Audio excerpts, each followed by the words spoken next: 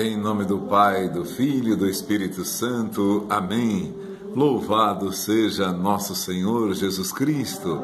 A Ele a honra, a glória, o domínio, o poder, o louvor, a sabedoria, a ação de graças, de agora e para sempre, de todo sempre e para sempre. E nós pedimos ao Espírito Santo nessa hora, ilumine a todos. Ninguém é dono do Espírito Santo, mas nós suplicamos humildemente que Ele venha em nossas vidas, que Ele venha nos iluminar, nos conduzir a Deus, como o próprio Jesus nos lembra. Muitas coisas eu queria dizer-vos, eu tenho para dizer-vos, mas vocês não a podem compreender agora. Quando vier o Espírito Santo, Ele vos ensinará todas as coisas, Ele vos recordará o que eu vos tenho dito. Então é isso, Senhor, envia para nós Teu Santo Espírito para nos recordar e nos ensinar todas as coisas. Ainda lá no capítulo 14, versículo 6 de São João, ele vai dizer: eu sou o caminho, a verdade e a vida. Ninguém vem ao Pai senão por mim. Essa palavra, a verdade, Jesus vai dizer para Pilatos que ele é a verdade. Eu vim para dar testemunho da verdade. Pilatos, veja bem, um homem cercado devia ter muitos conselheiros, sábios, ministros e governador da Judéia. Quanta gente não o bajulava, não o queria agradar, quantas coisas não lhe falaram. Assim é todo aquele que tem um cargo de poder.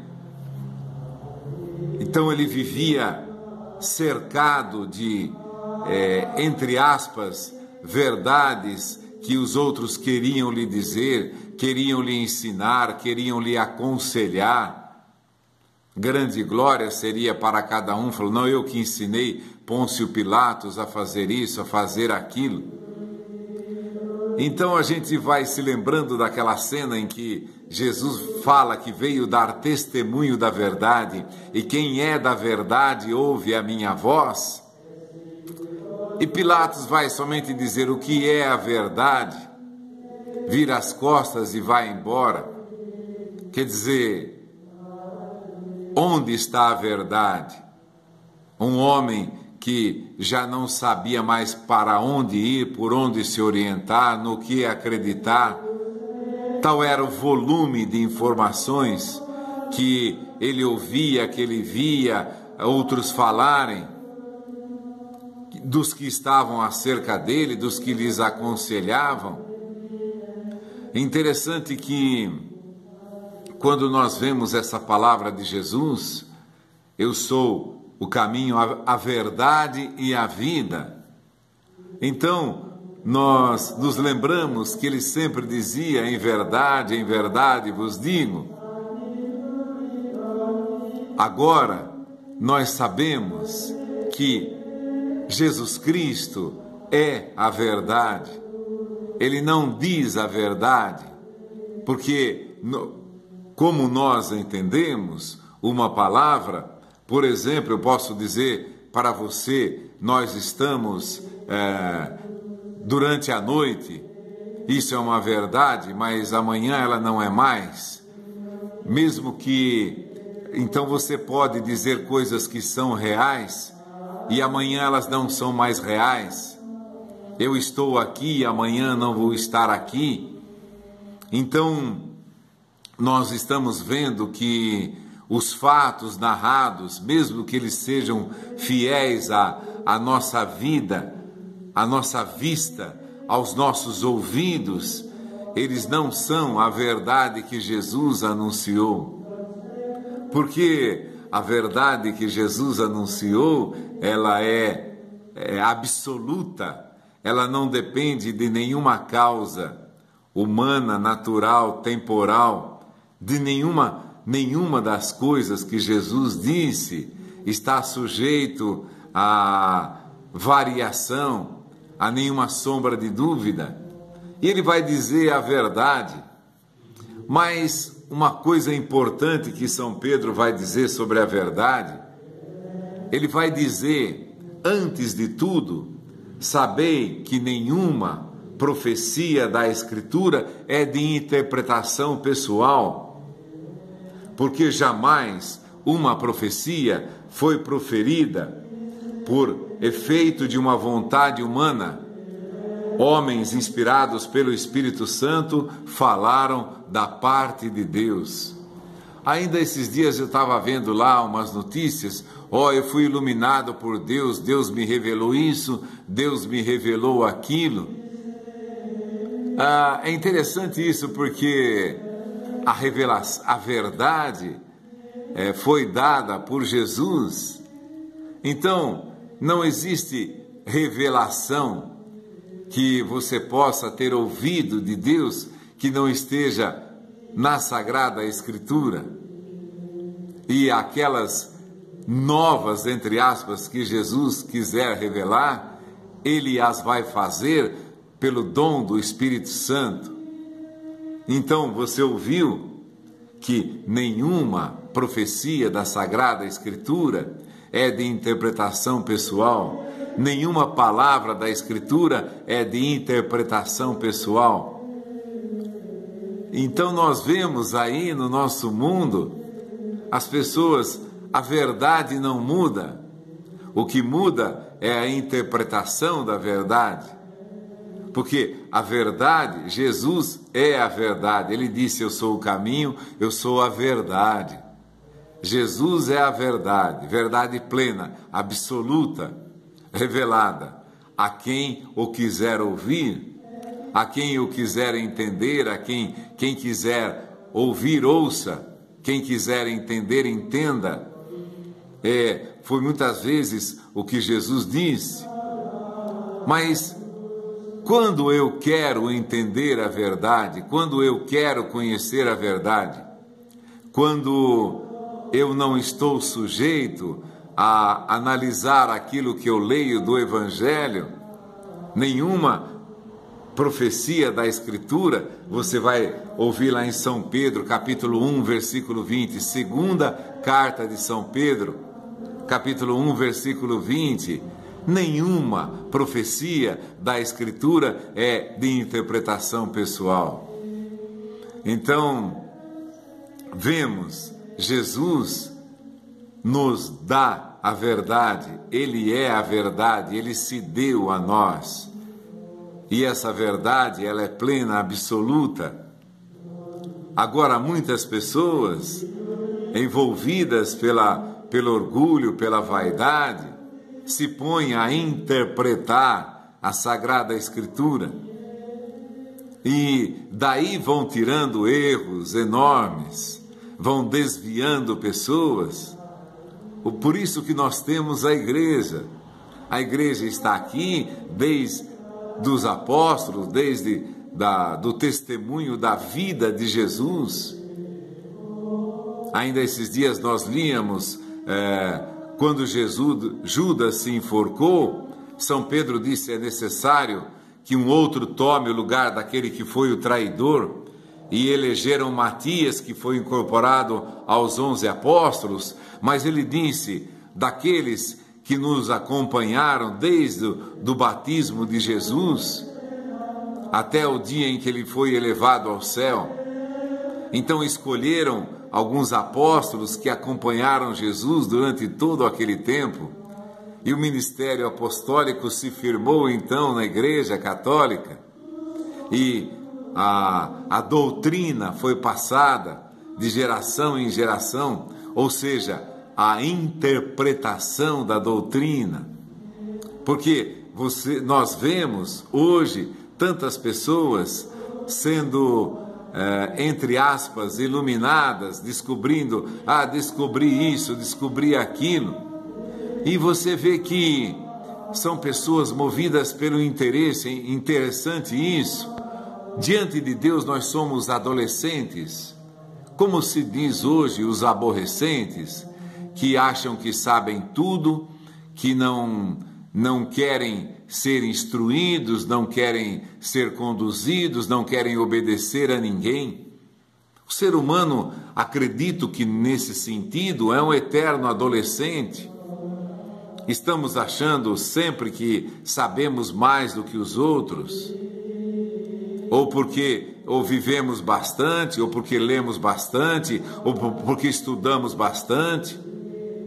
Mesmo que tenha lido, por exemplo, Santo Agostinho, de tantas filosofias, conhecia, entre aspas, lá todas as filosofias da época, estava sempre reunido com as pessoas sábias daquele tempo e ficava vagando de lugar em lugar. E é o que acontece hoje, não é? As pessoas ficam vagando de lugar em lugar, procurando a verdade. E a verdade já foi revelada. A verdade é Jesus. E Jesus nos dá o Espírito Santo para conhecermos essa verdade. Não existe duas verdades. Por isso que Jesus diz que haverá um só rebanho e um só pastor.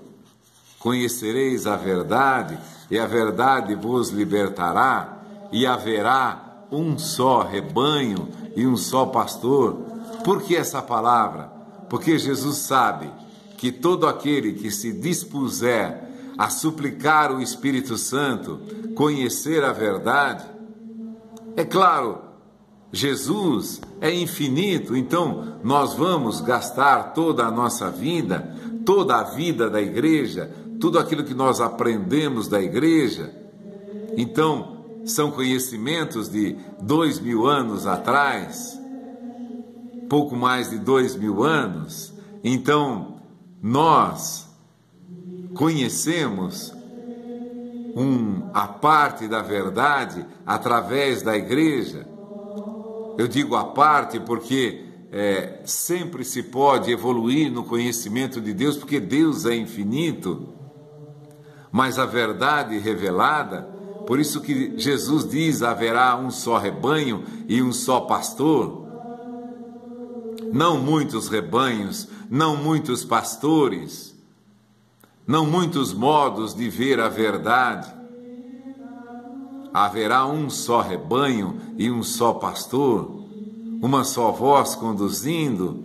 Então, deduzimos por aí uma só verdade. Nós precisamos ter a certeza de aonde nós estamos, por que nós estamos ali. Por exemplo, você vê muitas pessoas hoje, eu vou em tal lugar porque lá eles dizem que eu posso ser curado. Você não foi atrás de uma verdade, você foi atrás de resolver um problema seu, você não está buscando a verdade. Por isso que disse que nós somos como adolescentes, nós buscamos o nosso conforto. Conforto, eu digo, tanto do corpo como da alma, do pensamento, que nada nos incomode, ninguém nos chame a atenção, ninguém nos dê disciplina.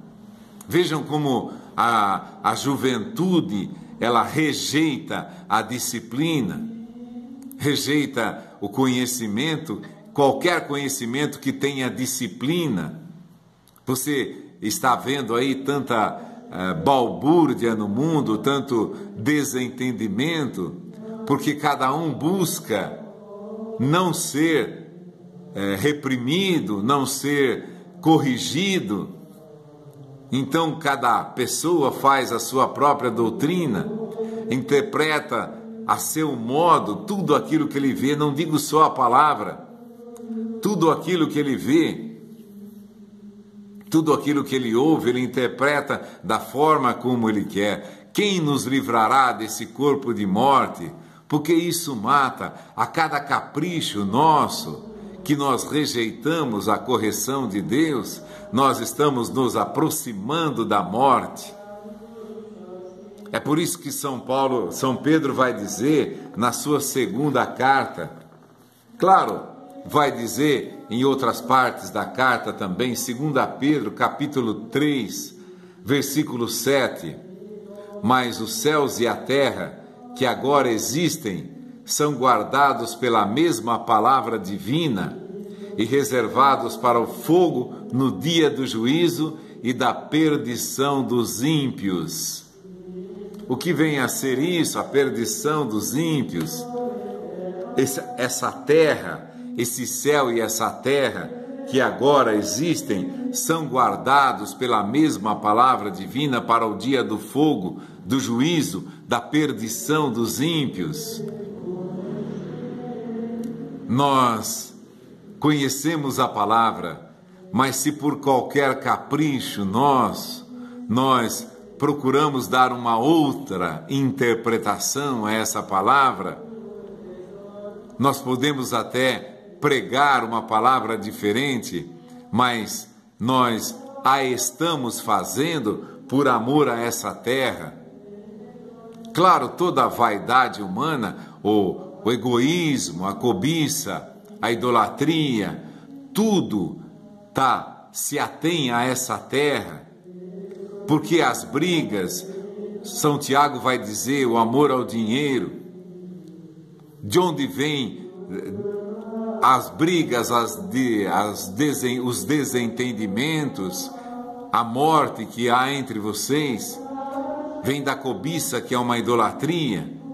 Cobiçais e não tendes, então matais para conseguir o que quereis. Ele vai descrevendo que esse amor à terra, amor às coisas da terra, amor a tudo aquilo que é perecível. Por isso que esses céus e essa terra estão guardados para o fogo, no dia do juízo e da perdição dos ímpios, como fala aqui São Pedro na sua segunda carta, capítulo 3, versículo 7. Tudo o que for desviado da verdade plena vai ser consumido no dia do fogo pelo juízo final. E assim também diz lá no Apocalipse, no capítulo 21, os céus e a terra que agora existem desapareceram no sentido que tudo aquilo que está ligado a ela, a terra, a esse céu e essa terra, vai ser destruído, porque a carne e o sangue não podem participar do reino de Deus. Essa carne, esse sangue, a vida que nós vivemos. E foi essa a grande luta dos santos para sair dessa terra, para abandonar tudo aquilo que é cobiça, tudo aquilo que não era eterno, que não é eterno. Então o Espírito Santo nos ilumine para descobrirmos essa verdade. Em verdade vos digo, nos lembrando dessa palavra de Jesus, nos lembramos que ele fala a verdade absoluta e pedimos o Espírito Santo. Ele vai dizer logo depois dessa passagem, capítulo 14 de São João, ele vai dizendo lá no versículo 13, e tudo o que pedirdes ao Pai em meu nome, eu vô-lo farei, para que o Pai seja glorificado no Filho. Qualquer coisa que me pedirdes em meu nome, vô-lo farei. As pessoas, às vezes, a gente vê por aí que, por exemplo, vem lá uma pessoa, se acha um grande apóstolo, um grande profeta, ele pronuncia em nome de Jesus, você seja curado em nome de Jesus. Pode ser que aquela pessoa seja curada e o nome de Jesus não tenha nada a ver com isso. Como assim? Ele pode ser curado de uma doença hoje e amanhã estar blasfemando e amanhã estar renegando aquele que o curou em nome de Jesus. para que o Pai seja glorificado no Filho, eu vou-lo farei. Tudo o que pedirdes ao Pai em meu nome quer dizer a glória de Jesus. Tudo aquilo que resultar para a glória de Jesus. E ele vai, numa das partes do Evangelho de São João, ele vai dizer: Pai, concede-me a glória que eu tinha junto de ti, antes que o mundo fosse criado.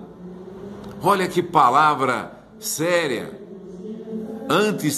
Eu quero a glória que eu tinha junto de ti, eu te peço que eu tenha a glória de ti, junto de ti, antes que o mundo fosse criado. Por isso que os céus e a terra que agora existem são reservados para o fogo no dia do juízo. Porque o céu e a terra que agora existem, não digo o céu ao nível dos anjos, mas também, se nós formos pensar que aquelas criaturas que abandonaram a Deus, os anjos que se revoltaram, que foram precipitados no inferno, não glorificaram a Deus, não glorificam a Deus, não glorificarão a Deus. Então é reservado para a perdição dos ímpios, a aniquilação total dos ímpios, daqueles que se recusaram a servir a Deus. Então, quando eu digo em nome de Jesus, não é uma palavra mágica. Em nome de Jesus você seja curado, em nome de Jesus você seja abençoado, em nome de Jesus você agora vai ter uma vida fácil, de grande prosperidade, de muito dinheiro. Antes que uma invocação, isso é uma blasfêmia ao nome de Jesus. Não deis as vossas pérolas aos porcos. E é isso o que estão fazendo, a pérola preciosa, a glorificação total do nome de Deus. Quando eu digo em nome de Jesus, quando eu quiser alguma coisa em nome de Jesus, eu só vou pedir a Ele tudo que concerne, tudo que me leva à glorificação total do nome de Jesus. E a glorificação total do nome de Jesus é tudo, é sempre, é por toda a eternidade. A prece de Jesus: Pai, concede-me a glória que eu tinha junto de ti antes que o mundo fosse criado. O infinito que é Deus, o infinito que é Pai, o infinito que é Espírito Santo, tendo amor infinito entre si, três pessoas, um só Deus e três pessoas, essa unidade plena, perfeita, infinita e eterna do Pai, do Filho e do Espírito Santo. É essa glória infinita. Quando eu disser em nome de Jesus, é essa glória infinita de Deus que eu estou buscando. Quando eu pedir para alguém for curado, eu não quero que ele seja curado a não ser para a glorificação do nome de Deus, do seu poder, não para ficar pedindo nesta vida que seja rico, que ganhe dinheiro, que ganhe na loteria. Isso não glorifica o nome de Deus, pelo contrário. Eu estava vendo um dia um comentário sobre essas pessoas que ganharam, alguns que ganharam na loteria, se desviaram numa vida dissoluta, perderam tudo o que tinha nos vícios mais hediondos que você possa imaginar. O que é isso? Glória de Deus? Não é. Isso aí é da terra que está reservada para o fogo no dia do juízo.